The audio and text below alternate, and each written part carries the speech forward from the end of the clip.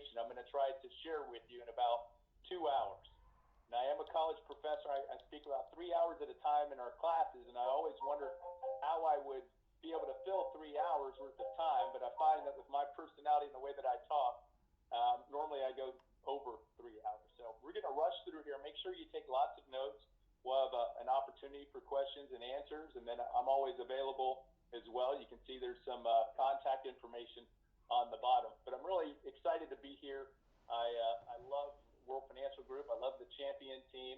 I love the commitment to learning and investing and in ourselves and becoming just a world-class organization. That's really what you have with the champion team here.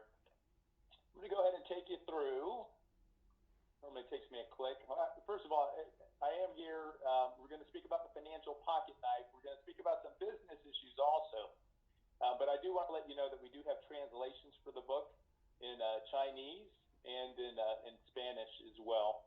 And I want to let you know as we get going here, many of you are at home, we have some materials that you can use to follow along with some of the parts of the presentation. And if you text the number 474-747, put in the keyword IUL. Right when you do that, it's going to give you some links to some different things, including discounts and also materials, again, that you can use during this presentation as we go along that will help you out. So Rocky did a great job of giving some of my background. I would like to share with you that I spent a lot of time at Transamerican, the WFG organization. Just had a tremendous experience there. I spent about 14 years there and met a lot of great people, learned a tremendous amount, and was able to do a lot of things. It was really an entrepreneurial time in the company. My forte ended up being the person who started new entities for WFG and for Transamerican. So I started a reinsurance company for them. I started the money management platform that many of you work on now. Also was responsible for distribution in China, as you can see at the top there, and had a couple money management firms that I worked with as well. So I had a tremendous experience there. And as you can see in here, there's a couple key people I want you to look at. A couple of my mentors. One is Monty Holm. Many of you know Monty. Monty was one of the 4 people that started this organization, and just a tremendous person and a great mentor of mine. I worked directly with Monty and for Monty for many years, and actually still work with him today in a different capacity that I'll share with you later. And then another one of my mentors here is Jack Kenny. Now, Jack Kenny is the person who actually signed the deal with World Financial Group as the product provider to start this organization. And I worked for him on the manufacturing side for many years as well, and certainly learned a lot from him. And so those are 2 mentors who you'll see some of the references to some of their sayings and things that I learned throughout the years with Aegon. You can also see here I am in China, and I would like to translate that for you, but I can tell you my Chinese is not very good. So I always had to take Rocky along with me. But here's one thing I'm very proud of that I want you to know, is that I have a WFG ring. And I still have it. I don't know if you can see my video now. The problem is that over the years it's shrunk. It doesn't fit my fingers anymore. I got to wear it on my pinky. Maybe I've gotten a little bit bigger, but I'm very proud of that ring. And so I understand the organization. I believe in the organization. I love the organization. I'm a big proponent of it. And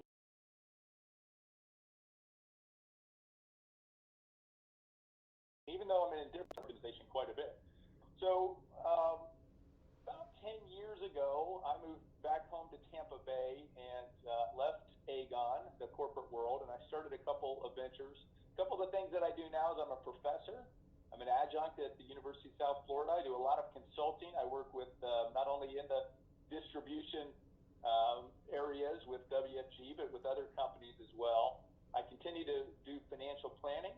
I'm an entrepreneur, an author, and a speaker.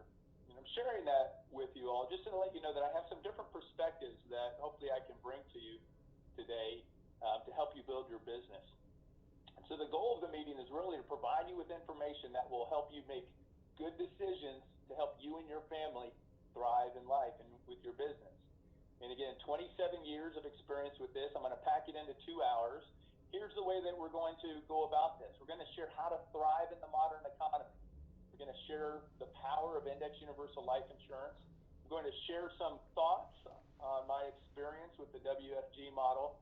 I'm going to provide you with some business building opportunities of how you can expand your business. I want to instill confidence in you, in your ability to do so, and in the organization as a whole. And then really, most importantly, I want to provide you with some actionable steps, some things that you can actually walk away from today and actually do and put into practice to build your business and have a huge 2021.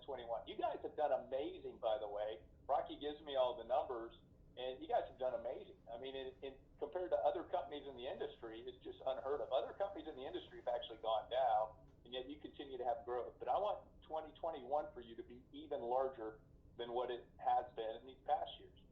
And so the purpose of the presentation and the method of the presentations, I really want to instill in some education. And knowledge, I believe, empowers people. And so this is really going to be an educational process today, and sort of an educational theme, similar to how I would teach a lot of my college classes. And again, we're going to have 3 sections here. We're going to go thriving in the new economy, the financial pocket knife, and then the opportunity. So let's go ahead and talk about thriving or surviving in today's world. You know, many of us are at a critical crossroads, especially with all the things going on in this world. We're having to choose which direction that we go. We have decisions that are being thrown at us, and those decisions are going to determine whether we thrive or whether we just survive, because the world is changing. The world's changed faster than it ever has before because of many different factors that we're going to get into. But for us to be able to understand how to make these decisions, we have to have vision, right? Before we talk about vision, though, let's define this new economy that we're discussing here. So the new economy, things have changed. The new economy is activities based on knowledge and information, so what we call intellectual capital, rather than traditional industries such as manufacturing, right? And so things are completely different now than when they were in the past. And that's what we're going to go through. And that's why we have to have vision. We have to understand the environment in which we're in, and then we have to understand the trends and where we're going as a society, and how to make the best decisions based on all of those trends and the things that we see. We have to have vision for this. By the way, Rocky has tremendous vision, right? Rocky's been seeing a lot of these things. I know many of you have probably seen this, but Rocky's always looking out and down the road and developing vision, and he knows crystal clear, more than anyone I probably know in the industry. He knows his numbers, he knows where he's going, he has a plan for it, and he knows exactly what he's doing every day to get to that vision and sharing that vision with people. And so Rocky's a real good mentor for you and your organization as you plan out what you're going to do individually. So let's talk about this new economy, right? And we have a picture there, and the picture is this really high-tech sports car with all of this power and all of this technology in it. Yet many of us aren't even using that. We're still doing things the old ways, right? Sometimes we have all this technology, we don't use it at all. And so some of that is because of the way we were brought up, many of us. And many of us have been brought up with the mindset of how to be successful. And that mindset was instilled in us by our parents and our grandparents. And they were very well intentioned with the things they were teaching us. The challenge is that the world's changed, right? The game has changed. And so we still have the same mindset of these things that we are doing and pursuing, thinking that they are going to work based on what's happened in the past. However, the world's changed, so we have to do things differently. And so how we've gone about becoming financially secure, right? We all made great grades in school. We were always told, hey, you got to get grades in school so you can get into a good college, so you can get a good job, right? Nobody says anything about starting your own business, right? It's get good grades, go to college, and get a good job. And for many of us, we've done that. We've worked very hard, and we've sacrificed, and we've tried to save, but somehow it's just not working out, right? We're just not at the place that we expect we were going to be or wanted to be at. But a lot of that, again, is because we're playing with the wrong tools, right? We're doing things the way our parents and our grandparents did, but we got to do things differently. And so the world has changed, and it's just at an extremely rapid pace. And that's because of two driving factors. One is globalization and technology. Now, I'm going to dig into some weeds here, and I'm going to show you some trends. And these trends will spell out exactly how that change has happened and the things that we have to do in order to make sure that we're successful in them. So the result of all this change is it has led to increased labor competition. You know, we're just not competing with people in our own city now or even our own country. We're competing with people all over the world. We have less job stability. We have a greater need for education at a greater cost. As we probably all know, those of us that are in this field, the cost of education just keeps going up higher and higher and higher. There's more expense and responsibility are put on individuals, and we have this decreasing middle class that continues to happen. Again, we're applying old rules to a new game. All right, let's look at some graphs here. Now, I know we're updating these graphs, and a couple years old, some of them, but it doesn't really matter, to be honest with you, because we're looking at trends. And when you look at today's data, and we have that data, it's even getting worse than what we're showing here. This is the effects of technology and the productivity and hourly earnings of people from 73 to 2014 in real dollars. And what you can see there is that the productivity the red is going way up, and look what's happening with wages, right? Wages for people working in companies are remaining the same. They're even going down in some cases. So more technology leads to wage stagnation where we don't have any increase. And then we have this globalization. And if you look at the deficit of the United States, we have a tremendous amount of business that's being outsourced. Now, that used to be just manufacturing, right? But now it's intellectual capital as well. So I can hire, professional people in different countries, right? I have a service in which I have an Indian group that does administrative work for me. I send things to, and then they send it out to China, depending on what it is. If it's something real technical, spreadsheet. And so we're competing in a global world right now. And what that has led to, these factors, is this disparity between the rich and the poor. In other words, the middle class is going away. And the way we measure that is through what's called the Gini coefficient. And the closer we are to 1, if we had a score of 1 on the left-hand column here, then that would mean everyone made the same amount of money. And as we get to 0, that would mean that we have one person in the society that makes all the money, and then everyone else doesn't make anything. And as you can see, that gap it still goes up, and it's going up worldwide. And by the way, the United States is one of the countries that is far behind with this wage gap. And so we see the middle class increasingly erode. And then we also see this responsibility shift where corporations now are not only outsourcing things to other countries and other places, but then they're also shifting the responsibility onto the workers and the individuals. And so we can see, back 40 years ago, when our parents and grandparents were working, they would get a pension, right? They'd work so many years, and after a certain amount of years, they would retire and get a gold watch, and then they would get payment forever. And then we had this thing introduced back in the late 70s, early 80s called a 401k plan. And basically, that was just a way to shift the responsibility, right? So we shifted the responsibility of retirement to the individual. And those individuals not only have to put in their own money, and yes, some of it's matched, but they're responsible for managing it as well. And so today, all of these pensions are going away. And you still see some in municipalities and the government. There's a couple companies that have them. But I can tell you, serving as a trustee on some pension boards, those pensions are in a lot of trouble.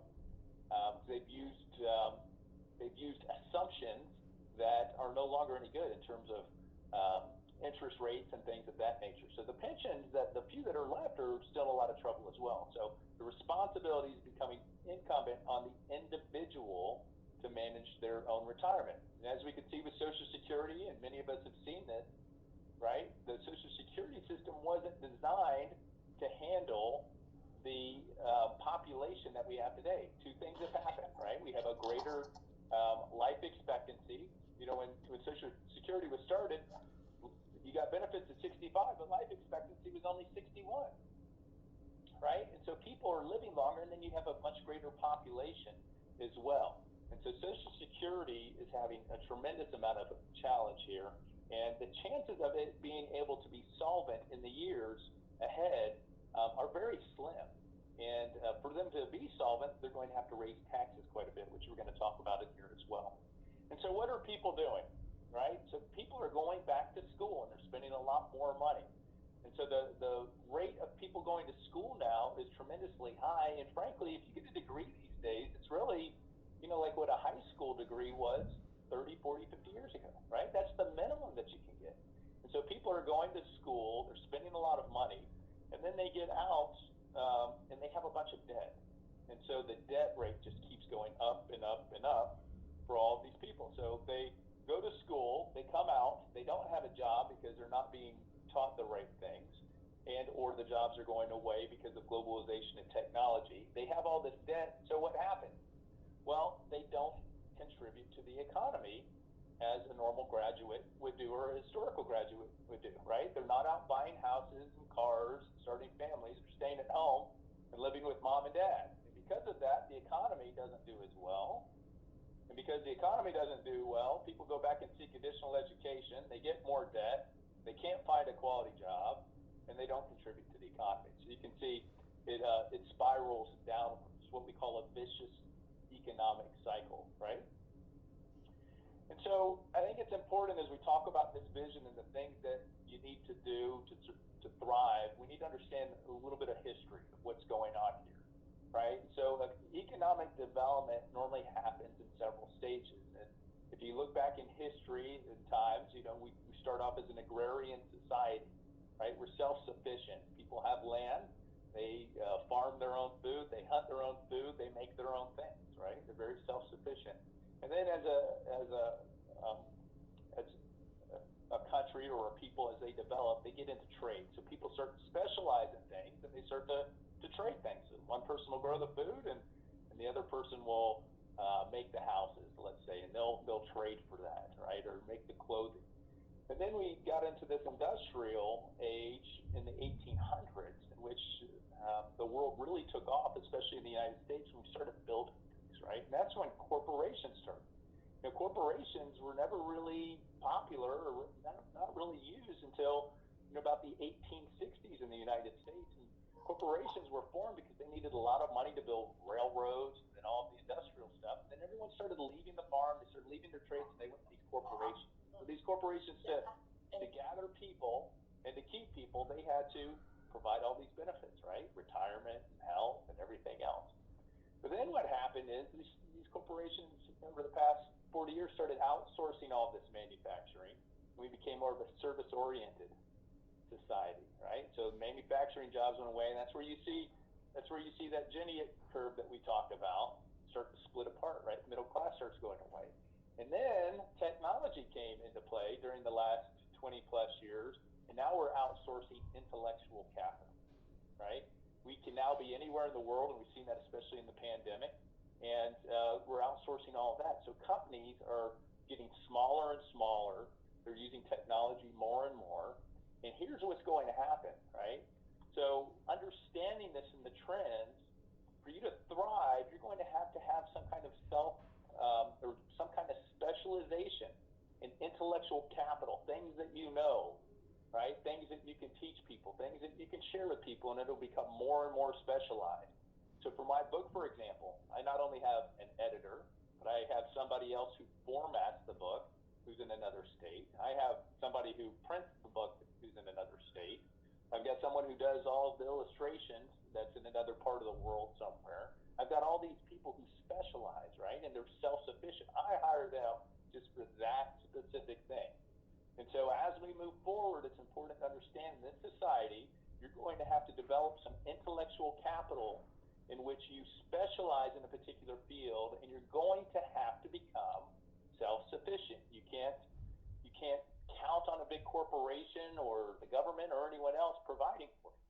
It used to be that, at least in the Western world, a lot of our names basically represented what our family did, right? So my name, for example, was Stoddard, and that means a horse herder, right? And so, again, it goes back to that trade. What did the family do? What was the family known for? And I think we're going to see that a lot going forward as well.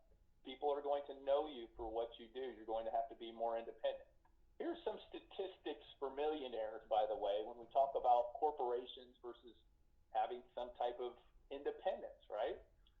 For non-retired people, I want you to think about this if you were going to Las Vegas and playing odds, right? For retired people, more than 2/3 of those who are considered affluent are self-employed owners of business.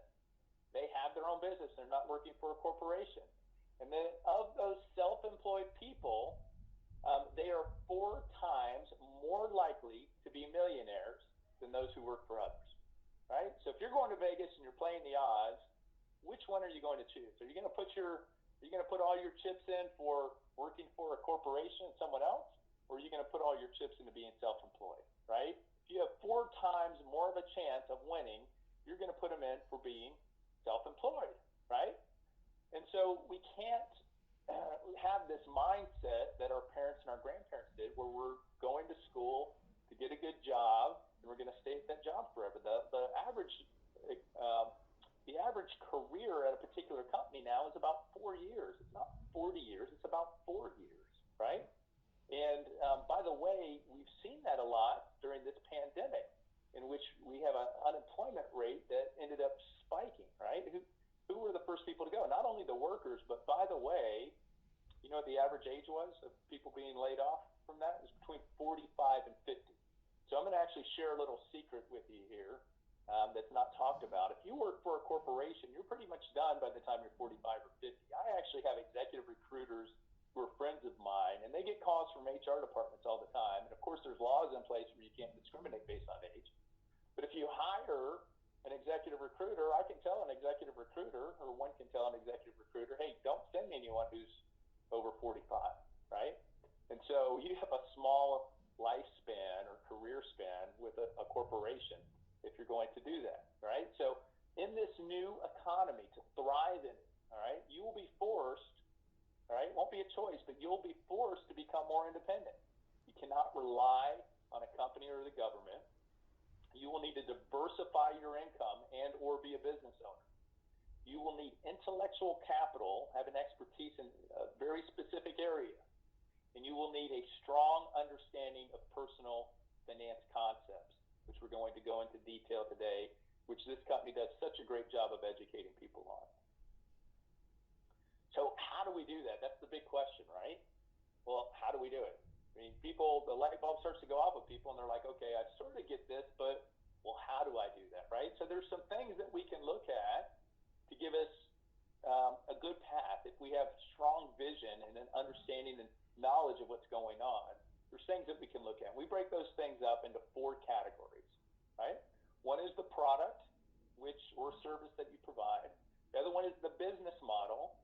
The other one is leadership, coaching, or mentoring that you may get. And then the last one is the X factor. Now, the X factor, for those of you that aren't familiar with that, I think it's the next slide here. Nope, I go into that a little later. The X factor, we're going to talk about at the very end. I'm not going to get into details, but I want you to think, I want you to write down in paper right now, if you're taking notes, I want you to write down what you think the X factor is. We're going to talk about that at the end of the presentation here, all right? So let's go in, and if we want to have a successful business, what is the best way for us to go about that, right? Well, let me submit to you that one of the best ways would be to look at businesses that have not been successful and find out why they have not been successful. Does that make sense? Right? Let's look at things that don't work and get lessons learned from that to then infer and then to determine what's our best chances of not having that failure. And so if we look at that, we have some very specific things here. Now, I know this is hard, so I'll try to make it a little bit bigger, okay? This is a survey that was done. Hold on. This is a survey that was done, and I'll point some of these things out, for the top 10 reasons that startups fail. This is actually in the entrepreneurship book that I use in my college classes, in the entrepreneurship program. But these are things specifically that, these things are specifically that came from people who had businesses that did not work, all right? What is the number one thing here? 42%, if you can see this, all right? is no market need. So that equates to product. Right? Ran out of cash, not the right team. They get out-competed. I want you to think about these four. Right? So we talked about product, we talked about model, we talked about mentorship, right? So that represents the top three things. Pricing and cost issues, that's product again. User-unfriendly product, that's product again. Product without a business model, that's business model. You guys see the trend that's going on here, right? So if we look at these things, again, we can then infer that we need to make sure that we have a good product, a good business model, we have good leadership and good coaching, right, to help us with these things. So what are the elements that make those things up? How do we evaluate all of these things, right? So if we're looking at product, and again, product's the most important thing, right? Is you got to have a good product. Somebody wants to buy it, needs to buy it. So what are the things that we're looking at when we're evaluating whether something's a good product? Is it needed? Is it desired? So there's products, by the way, that are needed, but people don't necessarily want them, right? Is it affordable? Is there a large market capacity for it, right? Can I sell it to a bunch of people? Is it a non-commodity? I don't want to be selling water to people. Water's a commodity, right? I don't want to be selling beans or anything else. I need to have some kind of product that's not a commodity. It's not easily accessible, right? So they can't go down the street or all over the place and get it from somebody. I want there to be some kind of barrier there for the product.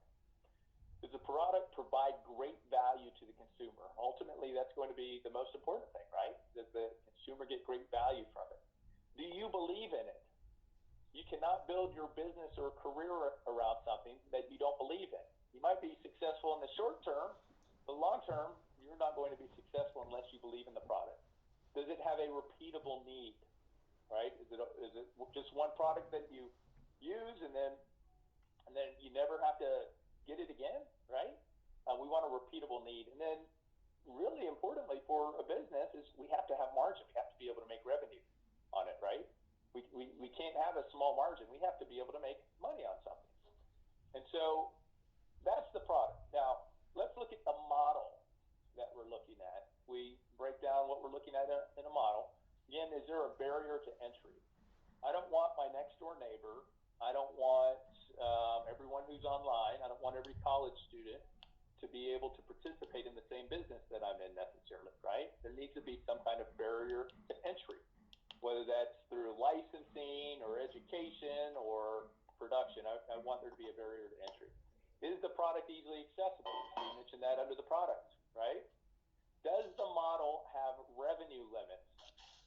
Okay, if I go and I open up a small specialty retail shop down the street, then I have revenue limits, right? I've got that one shop and I can only sell so much out of that one shop. If I'm a lawyer and I charge on an hourly basis, I only got so many hours in the day, right? If I'm a doctor, it's the same thing. At some point I reach my revenue limit. And so I need a business, I want to look for a business that has leverage. And then it also has scale. So I can not only have leverage, but I can get scale. And what that means is I can get it bigger and bigger and bigger, and my cost is not growing at the same rate, right? I become more and more profitable as time goes on. So is there a large capital outlay for the startup? Is there a great amount of overhead? How difficult is it to exit? This is something that people often ignore, right? Do I go and I buy a big factory and put in a bunch of money and now I'm stuck and I can't get out of it, right? A lot of us know people who own restaurants right now. They can't get out of the restaurant business. It's hard to exit, right? How much time is required into it? How difficult or time consuming is it to get started? Is the model dynamic? Do I have the ability to pivot? Are there geographical boundaries? And does the model have a history of being successful? So those are things I want to look at in a model. Now, elements of a strong business opportunity, leadership and mentoring. So if I'm looking at people who can help me with things, has the leader demonstrated a track record of success in the business? Has the leader demonstrated the ability to develop others? right? It's one thing to be really good at what you do, but can you transfer that information and that knowledge and that ability to others, right? I don't know if you've ever noticed that some of these top sports athletes are horrible managers, right? If you look at Michael Jordan and Magic Johnson and Larry Bird, they're Hall of Fame basketball players, but they weren't very good coaches because they didn't have the ability to transfer that knowledge and that ability over to others, right? Does the leader have strong communication skills? Does the leader hold you accountable? And that's not one many of us would think about, but that's one that we need to be successful, right? Does the leader hold you accountable? Does the leader promote growth opportunities for you?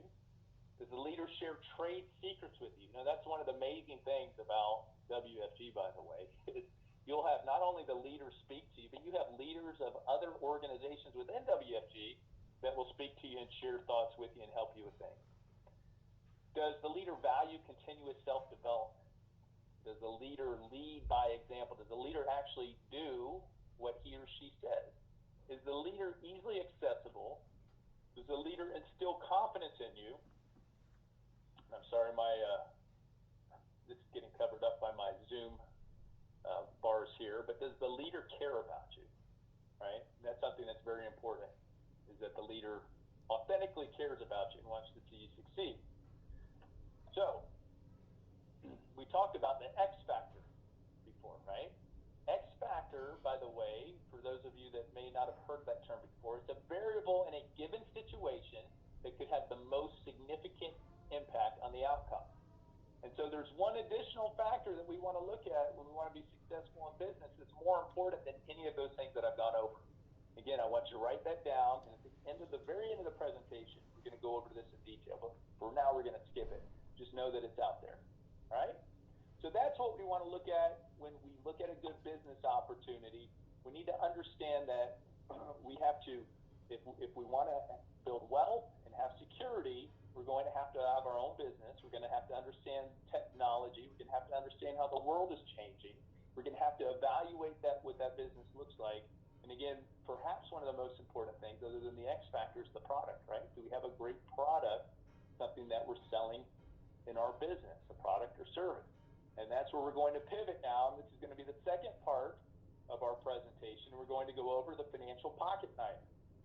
And so the financial pocket knife, as you know, is a book that I read, and it's about index universal life insurance.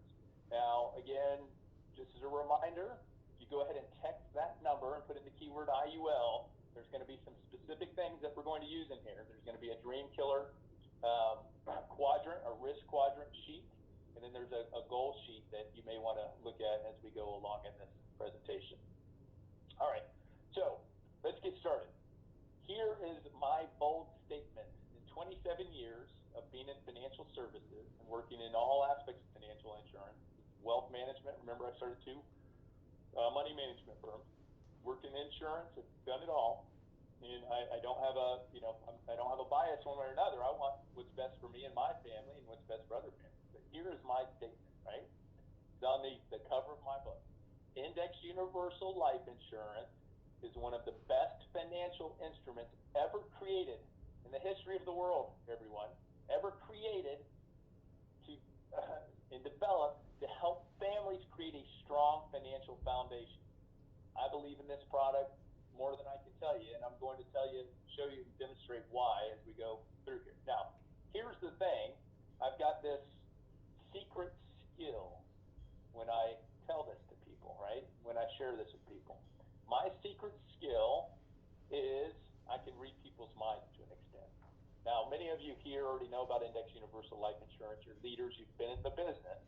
But if you're someone who's new to this company or new to the presentation, here's what you're thinking. Right when I made that presentation and that statement, you said, oh, my goodness, he's talking about life insurance.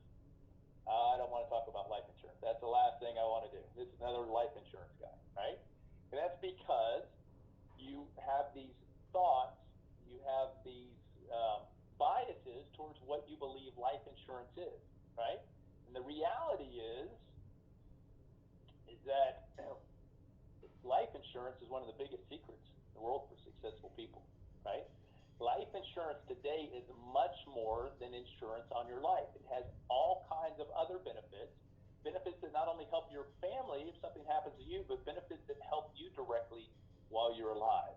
Now, once people understand that and the light bulb goes off, they get as excited as I do about this, right? And actually, as a financial professional, this becomes something that's very easy to help people with, very easy to sell something for it. It becomes a great product as soon as that light bulb goes off and people understand how powerful this is. The challenge is to get that light bulb to go off. And that's because of the education that's out there. Very few people understand about this. And a lot of the reason why is, number one, we're not taught in school. People don't teach us, the schools don't teach us financial education. I went through 12 years of college, and, at the time, no one ever talked about, personal things like personal financial planning and things of that nature. And certainly they didn't do it at school. And recently, there were only 4 states out of 50 that had any kind of financial education that was required in high school to graduate from high school, right? And so where does that leave the education? That leads it to the financial professional, which is great for those of us that are helping people.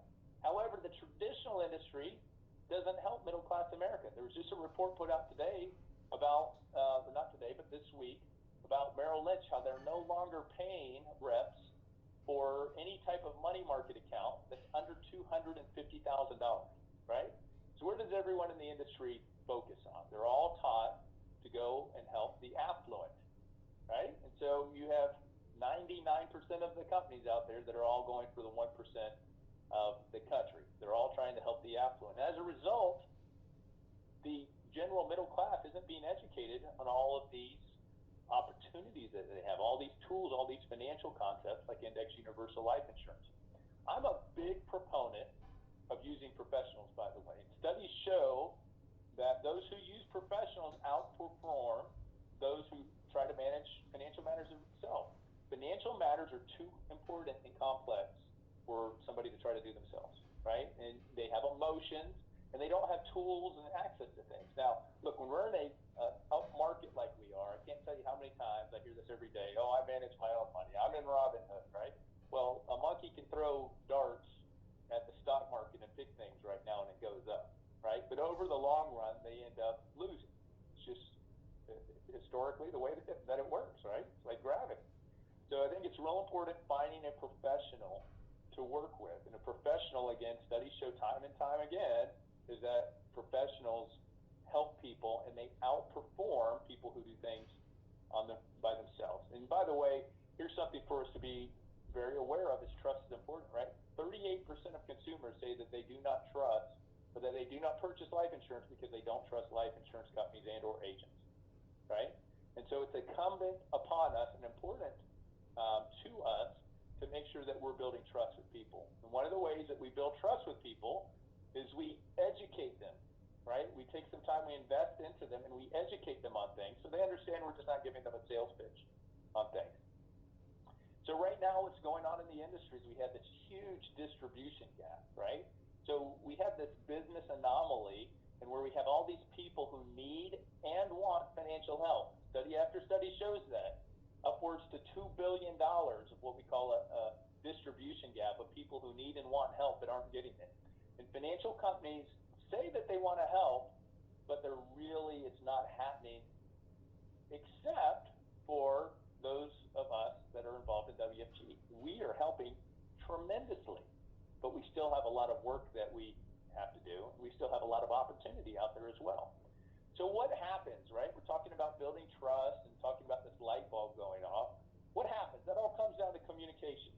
And that for any of us that have taken a formal communication class, we know we got a sender, and we know we have a receiver, and then we communicate through a channel, right? Whether that's verbal or visual or written. But somehow we have all this noise. And so if we want to communicate with people well and we want to develop trust, we have to find a way to address that noise so that they get clarity in the communication that you're sharing with them, right? And so what is the financial noise that's out there? Well, one is there's a lack of financial education, right? People don't understand basic things for financial education, basic financial concepts. They don't understand the difference between an IRA and a mutual fund. right? It's not taught to them. So there's a lot of noise out there because they don't understand it.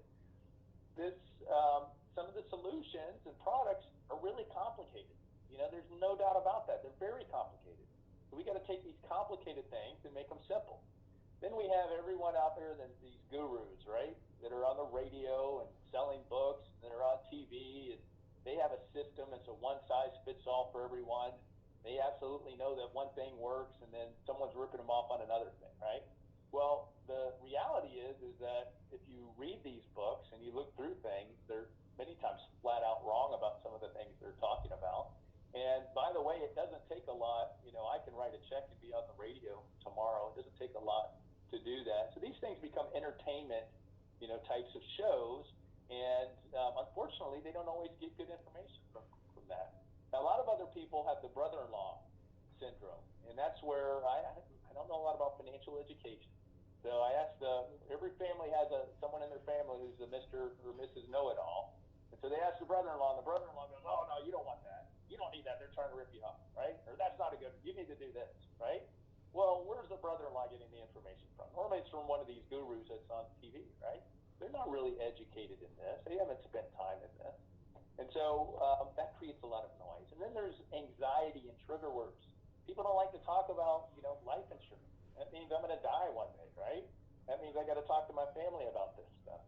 So we need to be careful of those trigger words and recognize them. Now, here's a big piece of advice that I'm going to give to everybody that I learned the hard way here. And that is, all of us that are on this call, we enjoy this type of stuff, right? We get excited about it. We're a little nerdy when it comes to financial stuff. But I need to share with you that most people find financial stuff incredibly boring, right? And that's why they lack the financial education. I mean, if you think about it, you can find out whatever you want to know today just on your cell phone, right? But they find it boring. And so when we're talking to people about these financial concepts, we can't be boring, right? We got to understand the people we're talking to and deliver the message the right way so that we get rid of that noise. And here's how we get rid of that noise. It's simple wins, right? Now, we have different kinds of clients, and they want to know different things, and some of them want details, and some of them don't. But we always begin with simple, right? What I've learned by being a college professor is that we got to teach the high-level conceptual part, and then we can go into the detail, right? So if we were teaching a finance class, we want to teach, well, why do you want to know about finance? And then what are some of the basic financial tools? Now let's figure out the calculation, right? So we got to remember that simple wins. And that's the whole purpose, by the way, of the book and what we're going to outline here. So let's start off and break it down by the goal, right? If we're talking about simplicity, what are we really trying to accomplish when we go out and help clients, we help people? Right now, we all like to be considered financial planners. We're respected for our expertise, and we put a lot of time in that. But what are we really doing, right? What we're really doing is we're helping people with their goals and to help them fulfill their individual and family needs. Now, we use financial tools as a way to do that, but really what we want to talk to people about are what are your life dreams, right? How can I help you get you there as a professional, as a friend, as a just a financial professional. And so what we do is we got to start off by understanding what those dreams are, right? Remember the vision? Remember Rocky with the big telescope? We need to know where we're going to go in order to be able to get there. And so I break that up into 6 different things. We call this the 6 F's. And the 6 F's are faith, family, friends, financial, fitness, and fun. Now, Rocky's been kind enough to share with me some of your culture stuff that you practice in your organization. I know there's a lot of similarities there, right?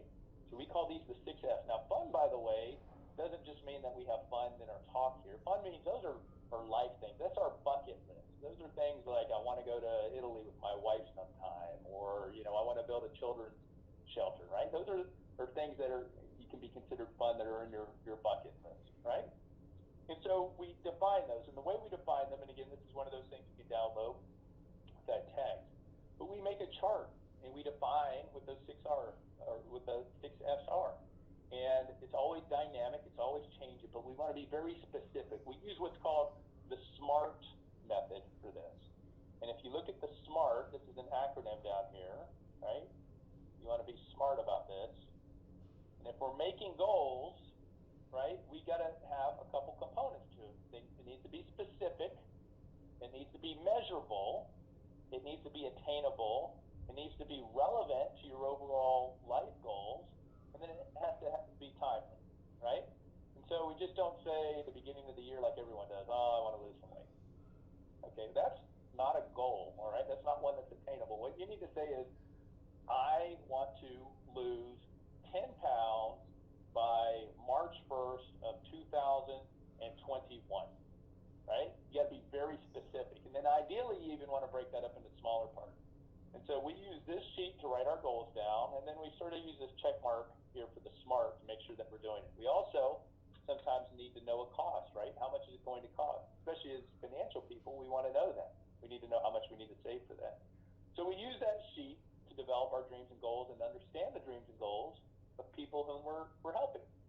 Now, here's what we need to understand, is that we all have these dreams and goals, but there's things out there that inhibit us from getting there. We have dream killers, right? These are things that happen in our life that impede us from achieving our goals, that keep us from doing the things we want, being the people we want, serving our family the way that we want, building the life that we want. These are dream killers. We need to know what those dream killers are so that we can attack those dream killers, so that we can mitigate them, so that we can get rid of them, right? And so we've identified, we call the dream killer risk quadrant. We have 4 areas here of risks in 4 different environments, right? Or they come in 4 different ways. We have physical, financial, environmental, and personal. Now, environmental risks, these aren't, the ocean or, earthquakes, things of that nature. All that's important. Environmental, that's our personal environment. These are things that happen in our life that we really don't have any control of, but they're things we need to be aware of in our personal environment. Now, we also have personal here. In personal, we have lack of knowledge, divorce, fear, procrastination. These are all things that inhibit us from being successful. Now, many of you might be thinking, well, why are you talking about personal stuff here, right? I mean, this is a financial thing.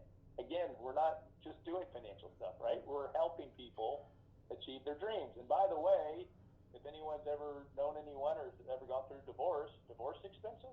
Yeah, divorce is very expensive, right? You better understand how money works when you're looking at marriages, right? And the things that are important there.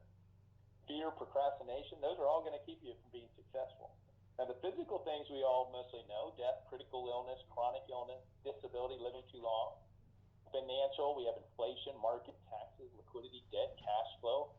And then under the environmental, we have life emergencies, we have legal issues, we have poor economy, we have job loss. These are all things, there's 19 of these, what we call the dream killers. That are things that are going to keep us from being successful in life, right? We need to know how to manage or get rid of each one of those for us to be successful. And we need to understand it's a fight, right? It's not something that we can just passively lay back on and just think, oh, it'll take care of itself. We need to know that we're in a fight and we're going to have to fight for these things in our life. And so how do we do that? Well, let's look at it from a financial perspective, right? If we think about the way that we address these things financially, we have all these different tools that we use to mitigate all those things that we talked about, right? We have term life insurance, we have mutual funds, we have tax-favored accounts, include IRAs, 401ks, 403bs, annuities, tax-free bonds. We have long-term care insurance, we have critical care insurance, we have hedging options for the market, we have lines of credit, loans, legal instruments, we have bank accounts, bonds, trusts. We have all these different tools that are out there. We're working with all kinds of different people. We need to know about all of these things. It gets confusing. It's a lot of work to do, right? But what if we were to put those all in one tool, right? And let's make an analogy here. And let's think about all of these tools that we have in our everyday life, right? We have scissors and screwdrivers and knives, and every one of these things we may need at any certain time during the day. Now, one thing we could do is we could carry all these things around with us, right? We could get a big tool belt. We could put all of these things in there. Or if you're like my 80-year-old 5-foot mom, she's got a purse that's the size of a suitcase. She carries everything you can ever imagine in there, right? And she's always ready for when these things come up. Or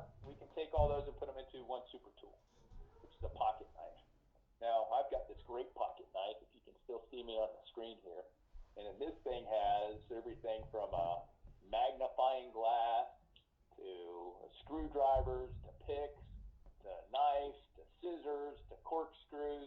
This has more tools in one super tool than my mom can ever put in her purse, right? She wouldn't be able to put all these tools in there. And there's some tools on here that you can't even get individually, right? And so what if we look at our financial life and we look at all those tools that we talked about?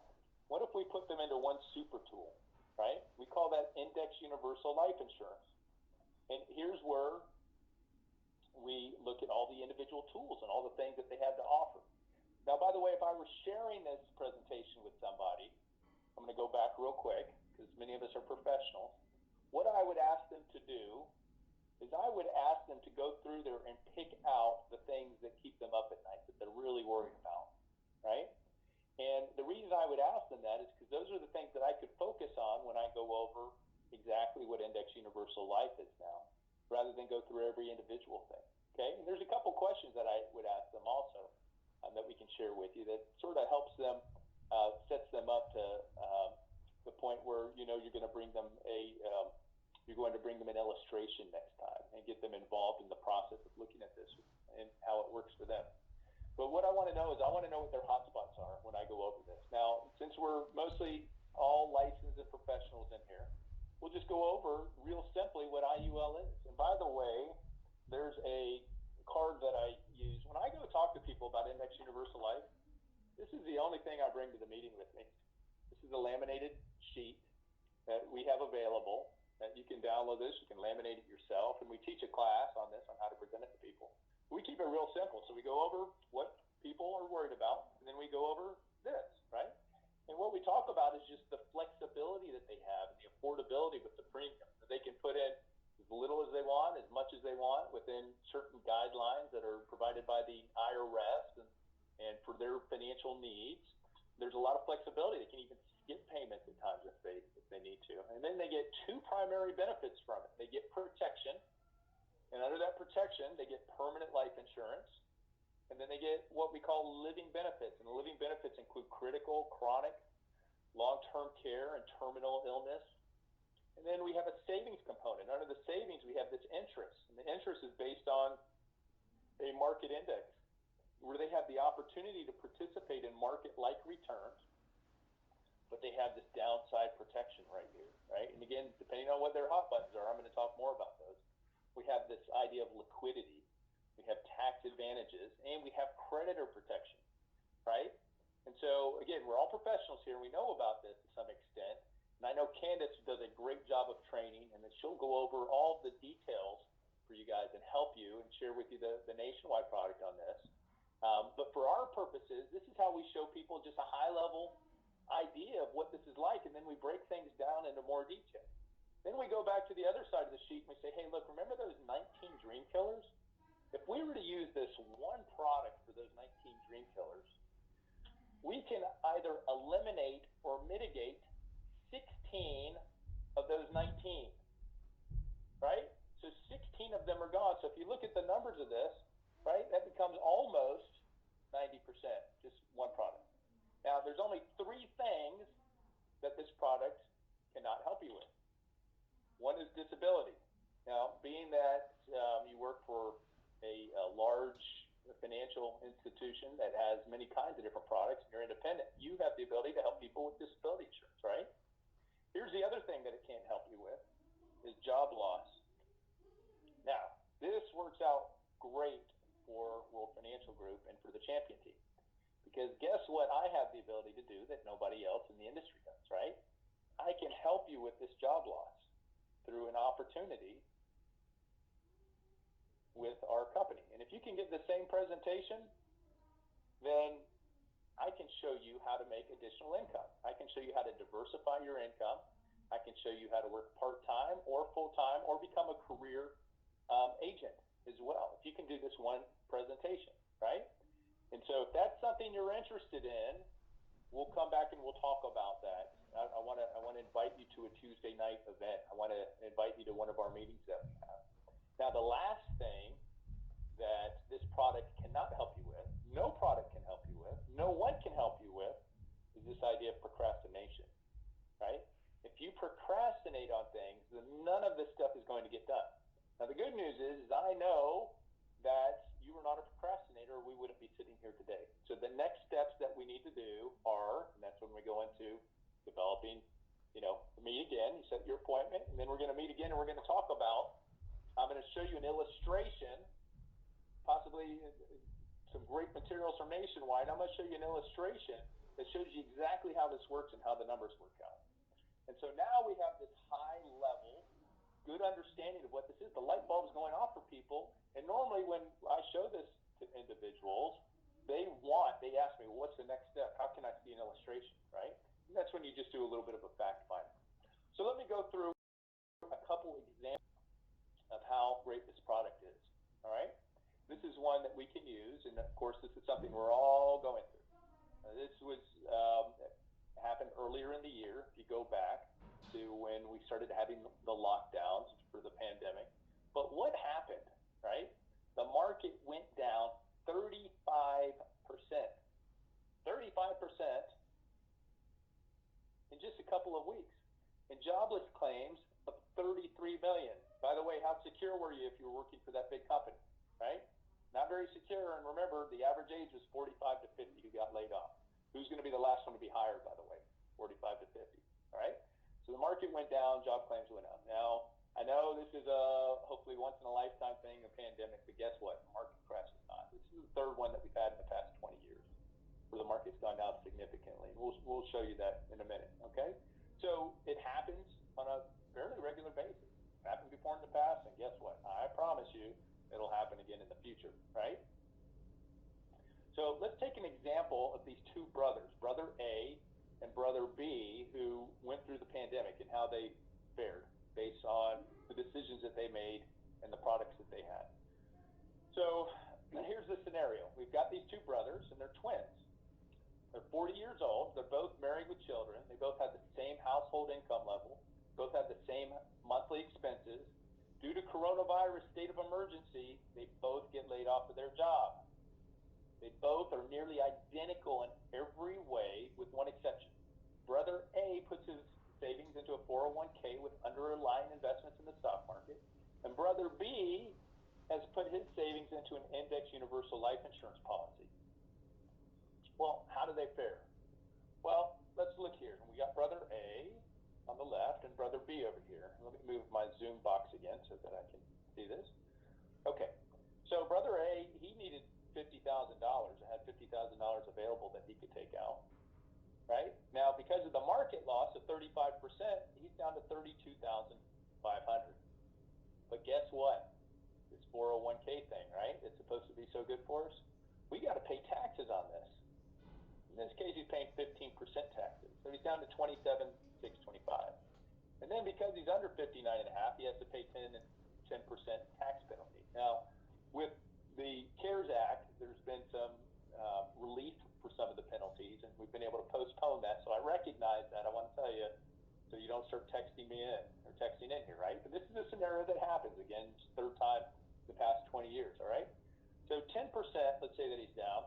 He now has $24,375 for his family to use to get through this pandemic and not have a job anymore. By the way, guess what happens with his life insurance, right? He has this group policy, and it now goes bye-bye. He has the option to get a real expensive whole life policy, that it converts to. It's a really bad policy, but he doesn't really have money to do that. It may not be insurable. So his life insurance goes bye-bye, right? Well, let's look at Brother B. Brother B had access to $50,000 in his IUL.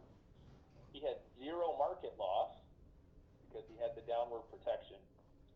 He didn't have to pay any taxes on taking the money out because of it being an IUL. He had zero premature distribution penalty. Guess what he has? He has $50,000. By the way, in this scenario, he had a $200,000 individual life insurance policy. And guess what he still has today? $200,000 life insurance policy. So who wins in this scenario? All right? Brother B wins. It's not even close. He had no market loss, no taxes on distribution, no premature penalty, no loss of life insurance. By the way, we mentioned the idea of having to start your own business and getting laid off later in life, right? Well, let's take that scenario that these individuals are laid off. Let's say I want to use this $50,000. I'm going to start my own business now, right? I'm going to do something because the job opportunities aren't going to be great for me because of my age, because of the economy. Well, guess what? I'm going to use my own money, and I'm only going to have 24 tasks. I'm going to pay it all to the government, right? That's my capital. Whereas I got $50,000 that I can start my own business over here with if I wanted to, right?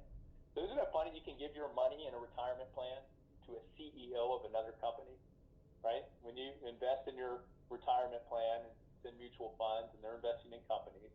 So I can give Bill Gates my retirement money, but I can't use my own retirement money in most scenarios for my own business and rely on myself unless I use a life insurance policy to do that, right? And so Brother B wins. So when I give this presentation, remember I told you I can read minds, right? I know what a couple of you are thinking. Here's the common reactions I get. Well, buy term and invest the difference, right? And then several of you are saying, well, hey, the market's up this year. It's actually rebounded. It's time in the market, not timing the market. That's what all the mutual fund guys are telling me that come in my office. Of course, they don't mention that, their revenues are down because their accounts are down and they're trying to save, keep money in their mutual funds, right? So let's look at those two things. Buy term and invest the difference. Here's the deal when you read in the books and you hear all the gurus on TV, when they talk about buy term and invest the difference, they are not comparing apples to apples, as we say. They are comparing two complete different animals. Now, buying term and investing the difference made sense back in the 70s, right? Because back in the 70s, we didn't have mutual funds. Those mutual funds had started, and they were using a fixed rate product to compare to investing in mutual funds, right? We also didn't have a lot of other things that have developed over the past 40 years. And so for many of you who are younger, you may not recognize this, but believe it or not, this is what we call a telephone, right? And so when I was younger, when Rocky was younger, this is what we had to use to communicate with people. And we used to actually have to turn that rotary thing around based on the number we were calling. And if you slipped halfway through, if your finger slipped halfway through, you had to use it again, right? It was a great tool for the 70s, but today we have these cell phones, right? We have these smartphones. Many of you are listening to or watching this presentation on a smartphone today. You have all the access in the world to the biggest libraries, more than the biggest libraries have. You can do all kinds of things, right? Things have evolved over time. And just like the buy term difference might have made sense at one point, it certainly doesn't make sense today based on the technological advances. So I'm going to share with you, now we're now going to talk about time in the market, right? I'm now going to share with you in 27 years and 7 licenses, financial licenses, securities and insurance and everything, and all the experience I have, here's the most important thing I've ever learned in the business, right? And it goes back to Warren Buffett rules for investing. Rule number 1, do not lose money. Rule number 2, do not forget rule number 1, right? If you want to be wealthy, if you look at what wealthy people do, they do not lose money, right? They don't have 35% drops in the market. So again, many of you have seen this in our business, right? But for those of you that are new, if you lost 50% in the market, which one of these, what would you have to make just to get back to where you originally were, to get back to whole, right? Now, the knee-jerk reaction by many people is, well, I lost 50%. Well, that means I've got to make 50%. Well, guess what? That's not how the math works, right? So on a percentage basis, because you're lower, if you lose 50%, the correct answer is actually 100%. You have to make a 100% gain just to get back to where you were if the market went down 50%, right? So we know mathematically it's more important not to lose money than it is to make money. Now I'm going to show you this in an example here, and I wish I could see all of your faces because this would be a great time to see you raise your hand. I want you to write down another note here. You're going to have to commit as we talk about this. We're going to talk about an IUL versus indexes. Of course, we have 2 columns for that. Here's the IUL over here, all right? And in this IUL, we have an 11% cap, and we have a 0.25% downside. We're going to look at a 20-year history here. Now, this could be any 20 years, right? It could be 2020 to whenever. But we're going to look at this particular example. And what we're going to see is what the money management, the mutual fund guys will show you is absolutely it makes sense to be in the market over the long run. Because in this case, over a 20-year period, we did much better in the market than we did with this IUL. Matter of fact, we did 1.1% better. Those of us that are into math have seen if you do 1.1% better over 20 years, how much better you do, right? And so this is what again the mutual fund companies will say is, look, you just got to be in the market. Now, of course, they don't tell you when to get out, or if the market's down 38% in 1 year and you need the money, what you're supposed to do about that. But you get a better return, right? So here's where I would ask you, if I could see you on here, I see a couple of you. Who believes in the S&P 500? Who would rather have the S&P 500 rather than the IUL? So I want you to raise your hand so everybody else can see you. And now I want to see who wants the IUL instead, right? Raise your hand for that. Okay. Well, let's look at these numbers. And let's remember that the S&P 500 actually had these negative drawdowns. So if we see in a couple of these years, 10%, 13%, 23%, 38.49%, 0.73%, right? What if we actually put dollars in here instead of just looking at the percentages? Okay? So let's put in $1,000 and run the math on this. Guess what happens here?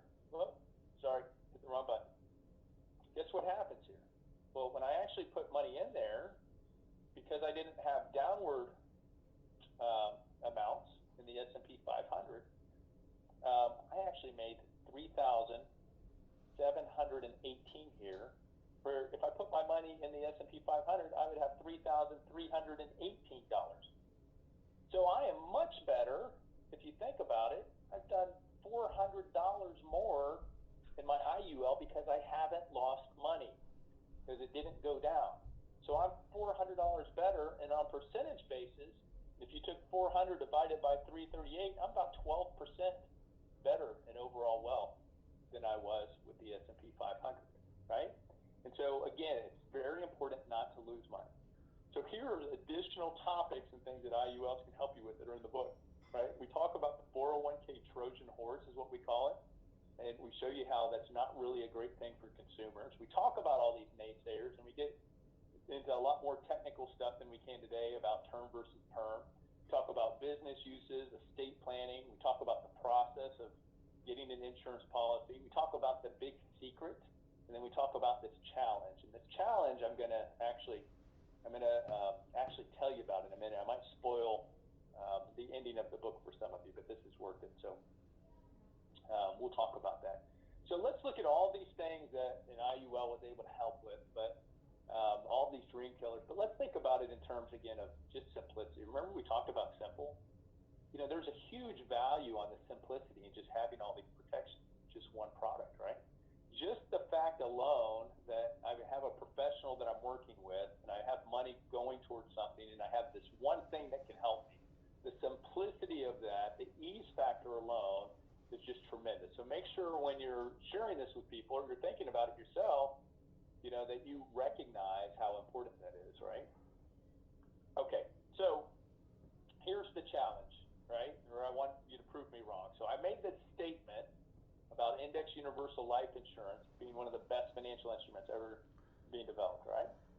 And so if you don't believe me, then I want you to take this challenge, and I want to talk to you again afterwards. And I want you to think about this, all right? Here's the big challenge that we talked about.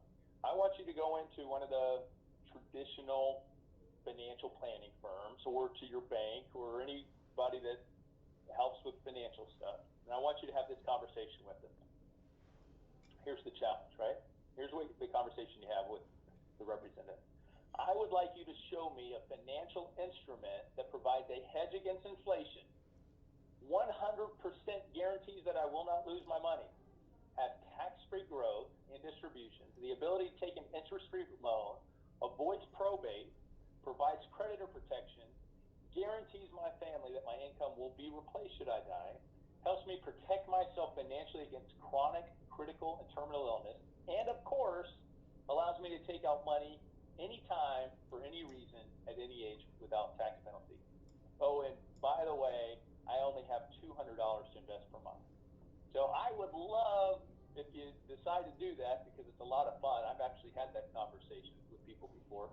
I would love for you to let me know what that's about. So make sure that you email me, or even if you can video that'd be a lot of fun, although you might get in trouble there. So, but let me know, because I can tell you what's going to happen. The same thing that's going to happen is the same thing that happened when I was doing research for this book, and I went around to all of my CFP friends and my, all the people with all the degrees that have been in the business, and I've asked them purposely to be devil's advocate for me. And I would take a check and I'd fill it out with their name on it for $1,000, and I would say, if you can show me something better than this, I'm going to give you this check for $1,000. And guess how many checks I wrote?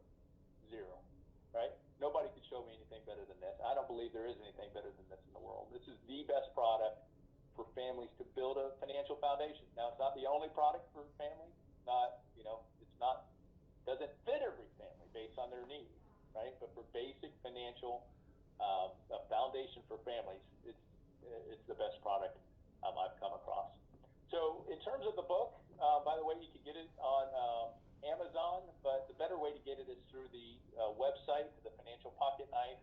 If you use those numbers that I shared with you, you got a link to that. It is sort of cool that when we put this out, that we were the #1 in the category for education in the financial area for Amazon, which was neat. Again, we have the Pocketknife, individual books. You can just get on Amazon. We share those with you as well, but it's a lot of times easier just for an individual book on Amazon. Bulk orders of 10 or more are on the website. Again, we have Spanish, Chinese, and we have a professional online class. We have a class with over 10 hours of video in which we go over all the subject matter in a lot of detail that you can also take. And for the champion team, we have a special starter kit, which you can get 56 copies of this if you want to share as a way to help educate people. You get a class, laminated copy of the Dream Killers, even a mini pocket knife. We have a special for only 40. I'm sorry, I'm thinking of the class. It's on the website, whatever the pricing is, but we made it special for you. Here's the other deal. Because of the generosity of Rocky and also nationwide sponsorship, for the first 50 orders, free shipping on any orders that you make through the website. Use the discount code CHAMPION, and we'll also send out a free copy of, we have an insightful book of quotes that helps you for this next upcoming year. We'll send this to you also. All right, so that's the mini commercial, just so you know how to get in touch with us. There's an appointment script, by the way, which is free also, that you may want to look into, that helps you make appointments with people to talk to them about this. And that's it for the product. So now let me transition. This is the third and the last part. And you got to let me get a sip of drink here real quick. So this is the last part of the presentation. And this is where I've had people ask me a lot about WFG and my thoughts of being involved or connected with WFG in one way or another for the past 22 years, and I want to share some thoughts with you, right? So let's go back to what we were talking about originally, about the elements of a strong business opportunity in the product, right? We've got these check marks here. So if we look at the product, we just went over Index Universal Life Insurance. Is it needed? Yes. Is it desired? Yes. We have studies that show that. Is it affordable? Yes, based on what the person needs and how you set it up with them. Is there a large market capacity? There's about $2 billion that's being underserved right now, right? It's not a commodity, right? It's not easily accessible. They need to go through a licensed professional such as yourself, right, to provide great value for the consumer, provides tremendous value. Do you believe in it, right? I hope the answer after we spoke today is yes. For me, it's a definite yes, right? Does it have a repeatable need? It doesn't always have a repeatable need, but what you'll find is that normally when you're working with one member of the family, you work with other members of the family, that they'll provide you with leads and to additional people. And at times, based on their needs, it may change. And then sometimes they may have term products that they need for now, and it needs to be repeatable after. So I'll give that a half check. This is a margin revenue. Yes, there's great margin and revenue in the product, right? So you have a great product through World Financial Group. By the way, there's all kinds of products through World Financial Group, right? There's term products. There's legal products. There's financial products. There's money management. There's all kinds of things. So I'm just using IUL as a base product. All right, elements of a strong business. There are barriers to entry. Well, the good part about that is that it doesn't matter your background, right? You can learn these things. So you can get in here. You don't have to go to school for a million years like many of us did. But there is a barrier to entry in that you have to get licensed, right? And that's actually helpful. You want that in there, right? You don't want people to be able to go to your next door neighbor and everyone and their brother who's online. All right, so product easily accessible. No, they have to go through you to get that. They can't go online. They can't go down to Target. They can't go to Costco, right? Does the model have revenue limits? No, this is a big no, right? You can get as big as you want. You can go to different states. You can go, in some cases, to other countries. I know, Rocky, wanted to talk about China a little bit. You've got total leverage. You got complete scale, right? And this is a tremendous model, or tremendous business model. Is there a large capital outlay? No, right? You're not buying inventory. You're not buying a building. You're not buying machinery. So this is great for capital outlay. Is there a great amount of overhead? No. Is it difficult to exit? No. How much time is required? Well, we're going to talk about that a little bit, right? You get to put in as much or as little as you want. Now, if you're going to be successful in it, you're going to put in a lot of time, but you have a lot of flexibility, right? How difficult, time-consuming is it to get started? It's not difficult, right? Is the model dynamic, ability to pivot? Absolutely, right? We had a pandemic this year. We can't do any meetings. Now we're using Zoom.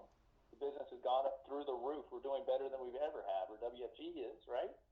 Are there geographic boundaries? No, not really at all. I mean, we have some international boundaries right now. We have Canada and U.S., but you've got about 380 million people right now that you can go to there, right? And does the model have a history of being successful? Overwhelmingly, yes. Right? We're going to show you that in a minute. So here's really the key to WFG that people don't understand, especially outside of the industry, is that it's the power of teamwork within the organization, right? And so teamwork, right, is incredibly powerful. And if we were to look at a horse, right, one horse can actually pull 8,000 pounds.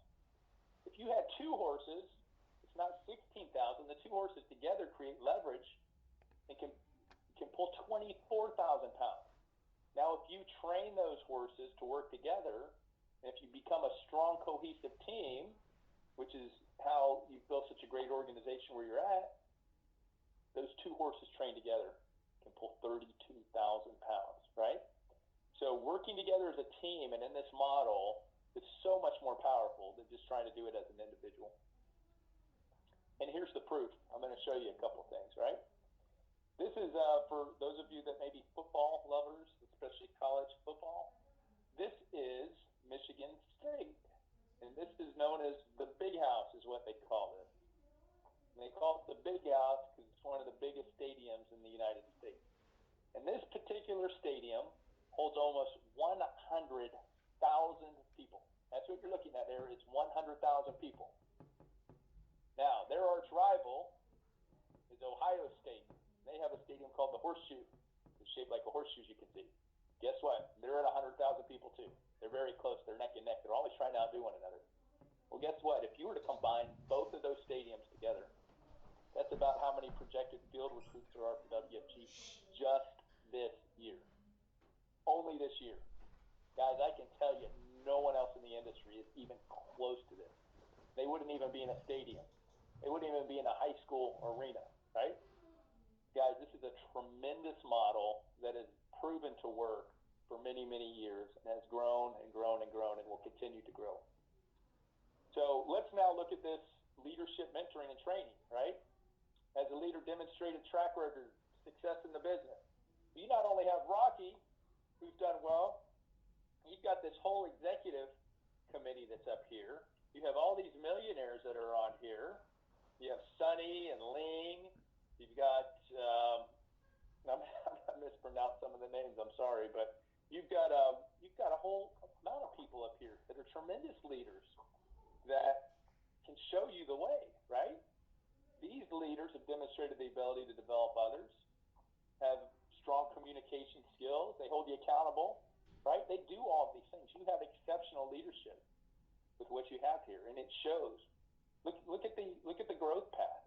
I mean, no other company has a growth path like this, guys. I mean, this is a tremendous growth path, and a really, really well organized and managed team. It really is. I hear that from people. I work with people outside of the WFG organization, and people compliment the champion team all the time about how professional they are and how thoughtful and how they just really go about their business really in a tremendous way. Not only that, we are doing something now, Rocky mentioned this a little bit, where you can not only build a great business of your own and have a transition into it, but we're now introducing, it's very small, we're just in the startup, but we're actually have developed our own reinsurance company. And basically what that is a reinsurance company actually insures insurers. And so the vision of this is at some point down the road, if you build your team large enough that you can actually be part of this reinsurance company and actually have ownership shares in essence of some of the products that you distribute as well. And so we've had that through WFG Re, and we've had 3 other generations of that as well. And it's been tremendously successful. So that's something we're very excited about. I'm actually working with Rocky. Rocky's been a big help with this company and this startup. And we have all the top leaders in the company are in there. Monty is on the board, and Rich Stolley, and Ed Milet. And Rocky's been instrumental in helping us as well, and a lot of the other team members that you would know. So just a tremendous business opportunity and model. So let me share with you a couple things here that I've noticed, obstacles to your success. Again, we've shown that it works. We've shown that you have great leadership. We've shown that you've got a great product. Here's obstacles to success that I've seen in WFG. This is over hundreds of thousands of observations of people who I've been around, I've worked with, and it's from 6 different perspectives. And I take a lot of pride in this. Just out of happenstance, I've had the ability to work with WFG in 6 different capacities. I worked in the home office for many years. I've worked as a product provider for many years. I've worked as an agent in the field. I've recruited people. I've also worked as a vendor, which I'm doing now, and as a consultant, right? So I've got the unique opportunity here to have all these different perspectives to show you and tell you about things that I see that have worked and haven't worked, and what makes people successful and not successful. I get to work with all these great leaders like, Rocky and all the other great leaders in the organization very closely. And here's the observations that I've made. When it comes down to people entering the organization, it all comes down to one thing, and that's confidence, right? And it's confidence. There's 2 parts of confidence. One is being overconfident, and one is being underconfident. That's what we see here, is whether we have humility or whether we don't have confidence at all, right? We have to balance those things. And so there's 2 types of people that don't do well in the organization when they get there. One is the overconfident person. This is the person that does not accept help. They don't want to work together as a team, like we've shown, right? The leverage of. They do not continue to learn. They're not coachable. They use excuses when things don't go right. It's always somebody else's fault, right? They're trying to fix a system. They're continually trying to make the system fix it because somehow they think it's broken. Now, remember those pictures of the stadium, right, that we had, right? The system's not broken, right? So they try to do what we call, if you've heard of the Rube Goldberg, for those of you who are in engineering, it's where they try to make a mousetrap as complicated as possible. The system's not complicated, guys. Just follow the system, right? They want to learn the hard way right? Which means that they don't take into consideration, the knowledge that they can gain from people who have been successful in it before. They got to learn on their own.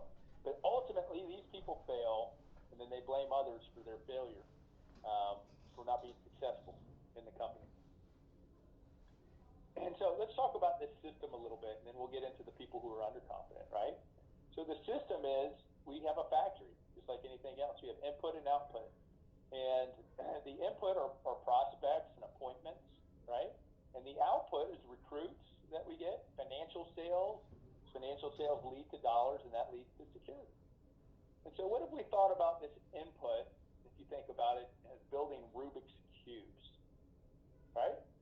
And the idea is that we would want to duplicate as many of those cubes as possible. Now, you notice we have some here that are solved. Those are people that are following the system, working and building, being successful. And you have some that aren't, right? Well, do you know that a Rubik's Cube, if we want to have a finished product where all the colors match up, that there's 43 quintillion combinations.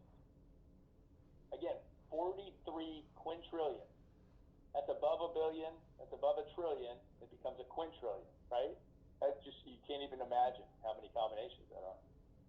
Now, the fastest person, the world record for solving the Rubik's Cube is only, out of those 43 quintillion combinations, is 3.47 seconds.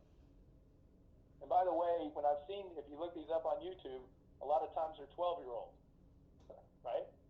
And so how do you think that somebody figures out the 43 quintillion combinations, right? Now, I'm sure we're all very bright on this call, and we could sit down with a Rubik's Cube, and we could take years and years to figure it out. Some of us may be smarter than me and figure it out a lot sooner. The chances are we're not going to get to 3.47 seconds. However, what if I gave you a book and I showed you how to solve that, right? That's what our system is. That's what the system is at WFG. It works, right? You've got all these combinations, all these different things you can do. But why are you going to do that, right? There's a difference between being smart and different and being wise, right? A wise person is going to rely on things that work and people that have done things before, and they're going to learn how to do it in 3.47 seconds. They're not going to spend years and years of failure trying to do that, right? So don't be overconfident with this stuff. Don't try to, find new ways to solve things. The system works. You just have to follow the system, right? Same thing goes with the product, right? A lot of people think, and this works on the overconfident and the underconfident, a lot of people think they got to do all this stuff before, and know all this stuff before they go out and start building their business, right? This is what I did just for the book. I had over 15,000 pages of books.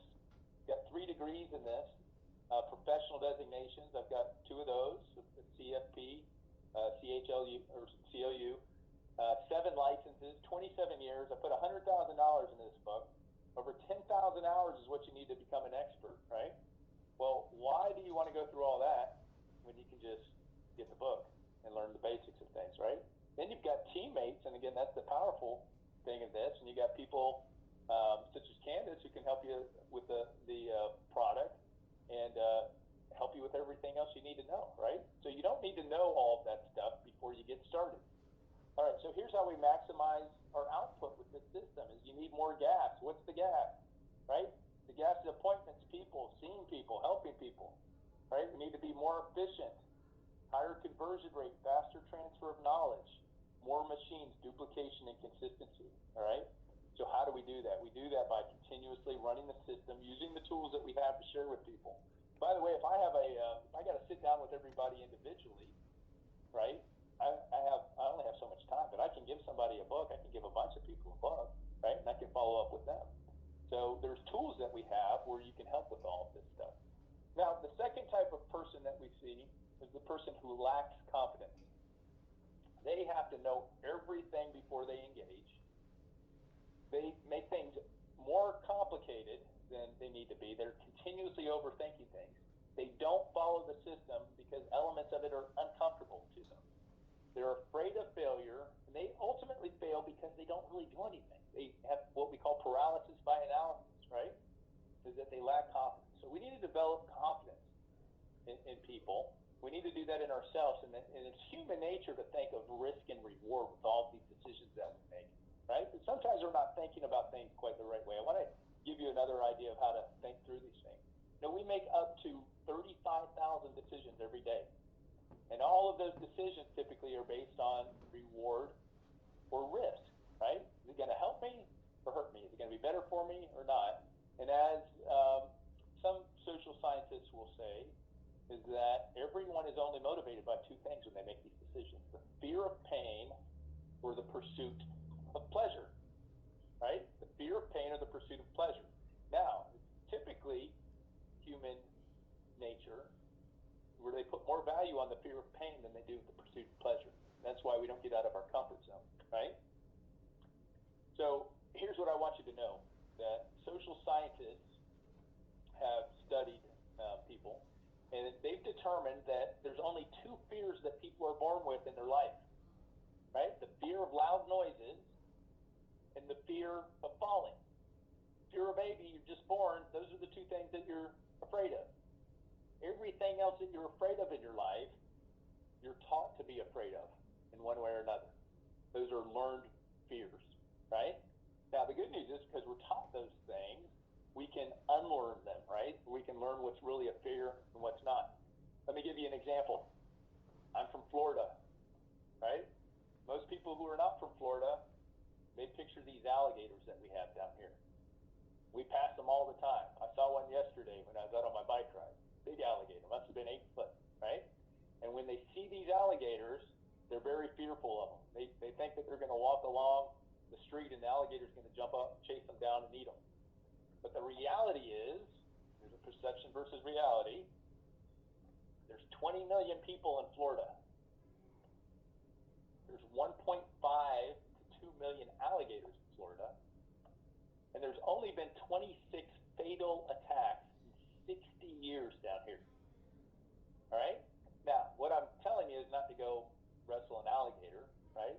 But most of these 26 fatal attacks, by the way, are people that are, like, we had somebody bit a couple months ago. He was in a lake trying to retrieve golf balls at 4 o'clock in the morning in the dark, and he stepped on an alligator, and the alligator bit him, right? Not real smart. But, you know, the perception is different when the reality is. By the way, that's me. I'm proud of this picture. I like to say that's my pet alligator, but you can see me in the cage there. You notice I'm way in the back away from his mouth, by the way. So we have all these perceptions that we need to understand what's really a threat or a risk and what's not. And the way that we typically look at things is we look at, well, we have to have safety versus dreams, that those are two different things, right? So in other words, we can't really pursue our dreams and be safe at the same time. Or if we do pursue our dreams, then, you know, we're going to take on all this kind of risk, right? Well, what we've shown is that people normally equate that, and we're brought up with this idea of job versus business owner, right? If you ask someone in an older generation about owning a business, oh, no, that's too risky. I don't want to do that. You got to go work for a company. We went through that, right? But the reality is, what we found out is that it's actually much more risky to be in a job than it is to own your own business. Because you normally don't lay off yourself or fire yourself. You normally have your own business after you're 45 or 50. And again, as we've seen, that's how you become affluent based on the odds, right? And so the question really becomes whether you're looking at things short term or whether you're looking at long term. One of the things that people will tell you, especially leaders in WFG, is that it's their persistency that's paid off, right? When they started this business, many of them struggled for a long time. And many of, actually, a lot of the really smart ones, engineers and PhDs, struggled because they tried to look at the system and change it, right? They tried to outthink the system. But what they'll tell you is that by following the system and that having a long-term perspective and staying persistent at it is how they've built their system and how they've become very, very successful today. So the question is really whether you want to take a short-term view at things for the quick fix or whether you want to take a long-term. And if you're going to strive, if you're going to thrive, I should say, in this modern economy, you got to take this long-term view of things, which means that you're going to have to get out of your comfort zone. You're going to have your own type of business, right? And then you should consider the WFG platform just a great platform for that. So you can't avoid risk. The question is really, how are you going to manage it? And so for those of you that may be lacking confidence, here's how we develop confidence, right? And here's where we get in our mindset that we can do things instead of not doing them. And we do that through knowledge. Knowledge is the first thing. We've talked about that a lot today. We do that with a little bit of courage. And then guess what? We got to practice things. We got to take action and actually do it. And if you are good at what you do, and if you're really trying things, you're going to fail. And failure, I want you to think of that not as a negative thing. I want you to think of a positive thing. I have a saying with my kids that there's no such thing as failure unless you do it twice, right? Because the failure part is what helps us grow and learn things and do things differently as we go on, right? And that takes a lot of self-reflection.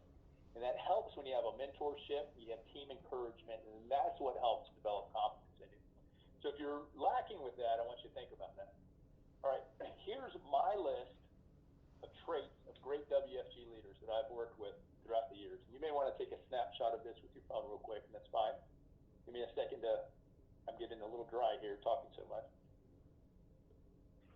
Here are the things that I found, is that they lead by example, right?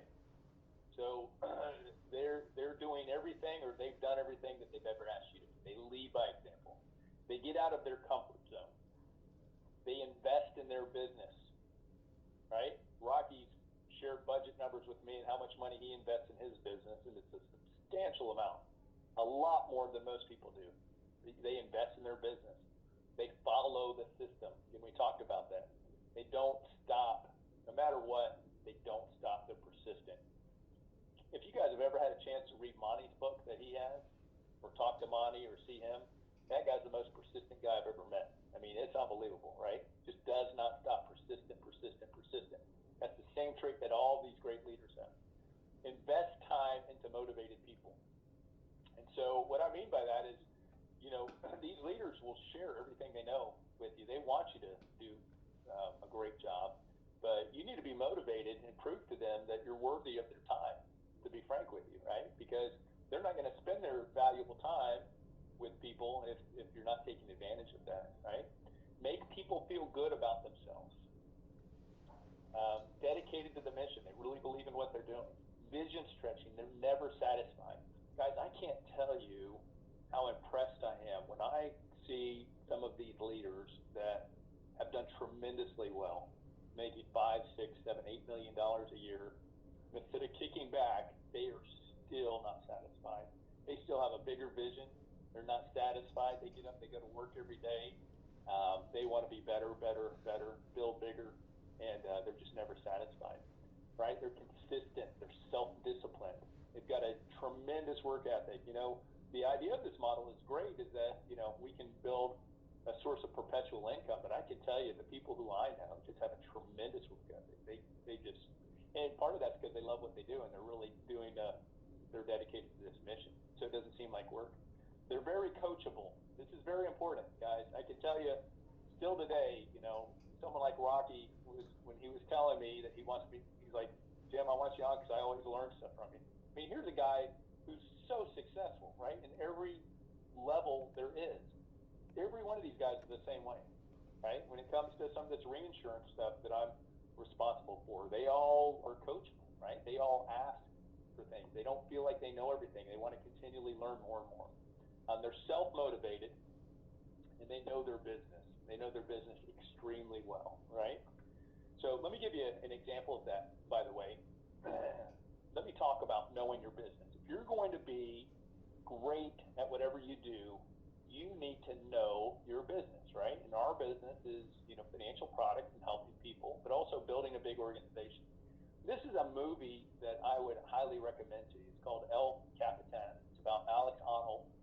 And Alex in here, he climbs El Capitan. The name of the movie is Free Solo.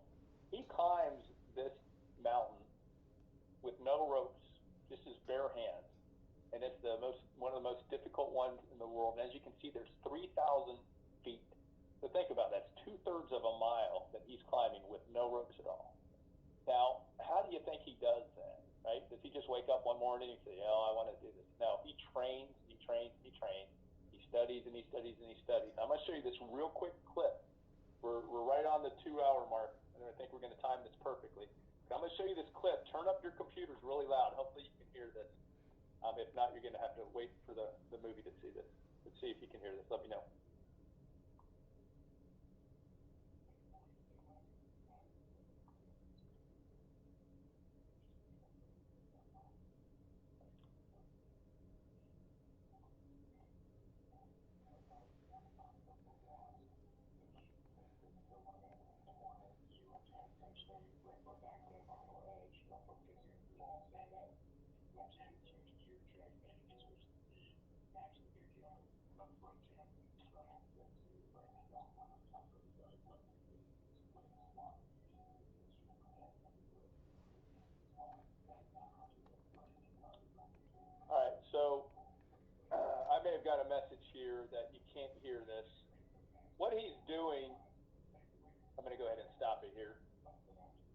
this in the movie, but what he's doing in this, what he's doing there is he has written down, he has every single move memorized for 2/3 of a mile up the mountain.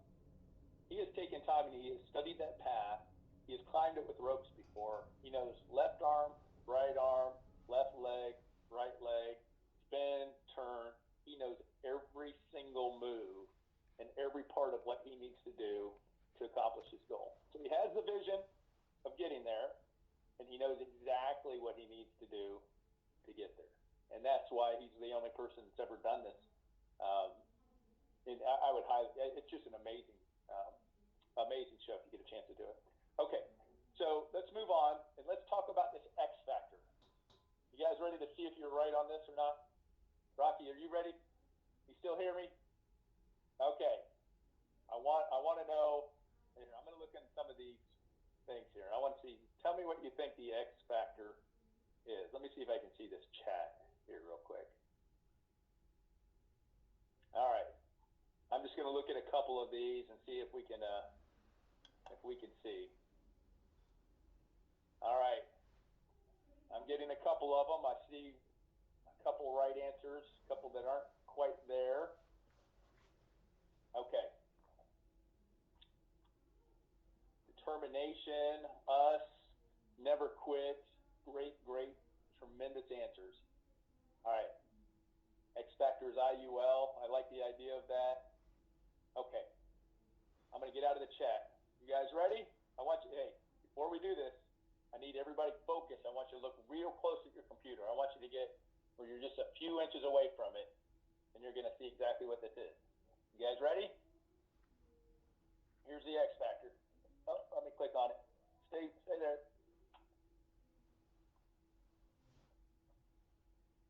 All right. Everybody know what that is? That's a mirror.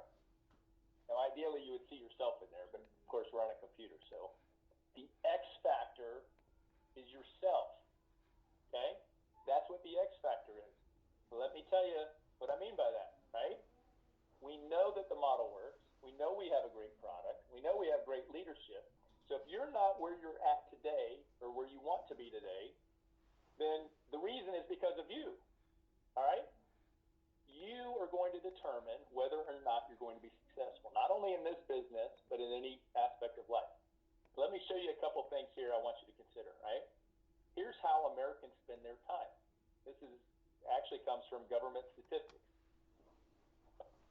8.8 hours sleeping, right? Working activities, 3.59 hours. Watching television, 2.82 hours. Household activities. Here's other leisure. Here's drinking, right? What would happen if we switched these around? By the way, look at some of these things. Educational activities, only 0.42%, right? Sports exercise and recreation, only 0.29, right? So we don't even have, I wish they had something on here for social media. If you want to be average, do what the average people do. But if you don't want to be average, right? If you want to be exceptional at something, then you got to do something different than what the average person does. Okay?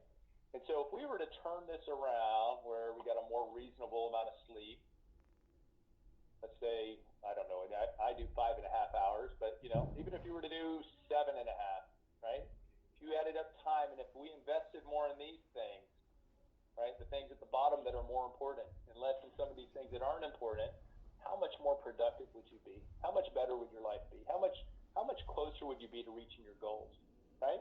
I'm going to show you something else here. Some of you may be sports fans, and I want to show you how this X factor ends up being yourself. This is Jose Canseco. Jose Canseco is a Major League Baseball player. He should be in the Hall of Fame, but he had some personality issues and some other issues. But let's just look at his statistics here, all right? If we look at his statistics, he had in his career 462 home runs. Now, just by comparison, there's probably less than 20 guys in over 120 years of baseball that have ever done that, right? He was, I've got to move this out of the way, he was the most valuable player of the league. He was a 6-time All-Star.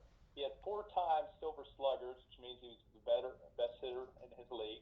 He's Rookie of the Year, 2 World Series, and he played for, I believe, about 17 years, all right?